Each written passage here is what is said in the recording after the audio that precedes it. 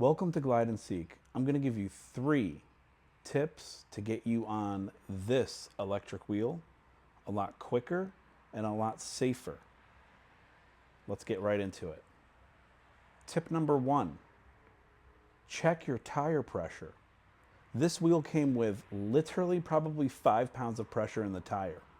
So I see a lot of posts online, Reddit, and the Unicycle electric wheel community that the tire on these, there's a tube that basically pops, and people are upset that, oh, it popped on them. Well, it popped because it was probably underinflated, just to be honest with you. So out of the box, this came with 5 psi, and I'm 220 pounds, give or take, with equipment and stuff on. So I put it up to 40 psi, and that's me being 220. And I looked it up online. I reached out to the community, and they all said 40 psi for that type of weight, perfectly good. Even the tire specs say 40 psi is good. So that's the first thing to help you get on this thing safer and utilize its max capability. That tire pressure is super important. You don't want to pop that tube inside. It's not tubeless. There is a tube in there that can pop. So check your tire pressure before every ride. That's what I do. Get yourself one of those little tire pressure monitor systems, like $5-10 off of Amazon. Plug that in, and it'll tell you what the tire pressure is before you ride, because it does fluctuate based on the temperature of the air and stuff. So I ride with 40 psi. If you're like, 180, 170, 160, I'm pretty sure anywhere from 32, 35, 36 in that range is perfectly fine for you. But me being a heavier set guy, I would say that the 40 psi is going to work best for me. That's tip number 1.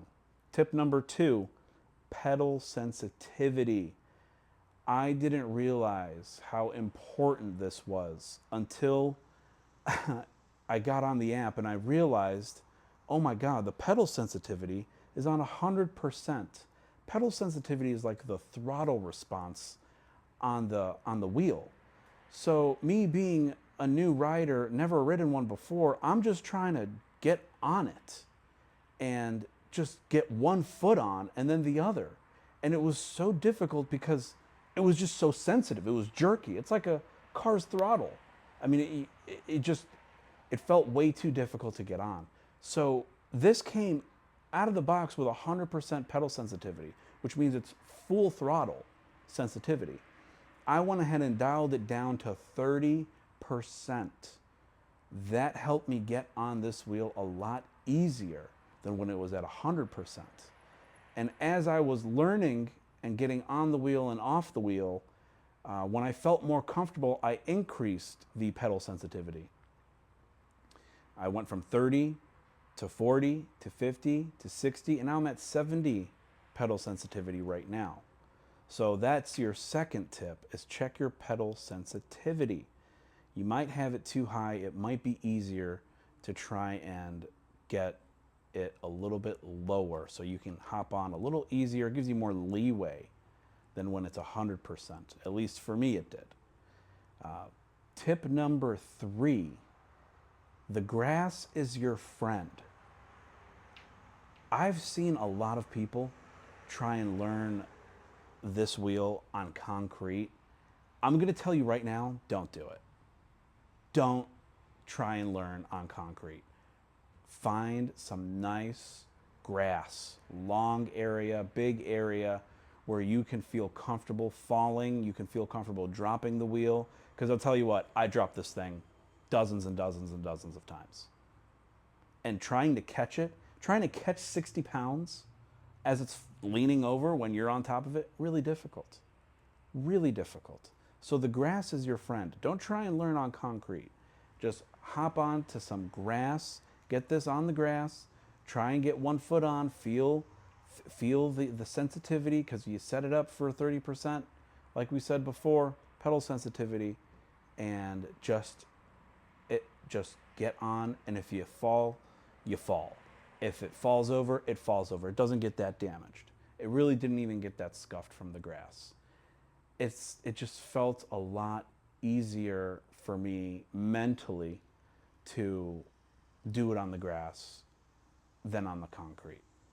And just so you're aware, on the grass, it is a little bit more difficult when it comes to the ground isn't flat. So there's little intricacies of the grass that you have to kind of maneuver with. And it kind of makes you a better rider, in my opinion, when you learn on the grass first.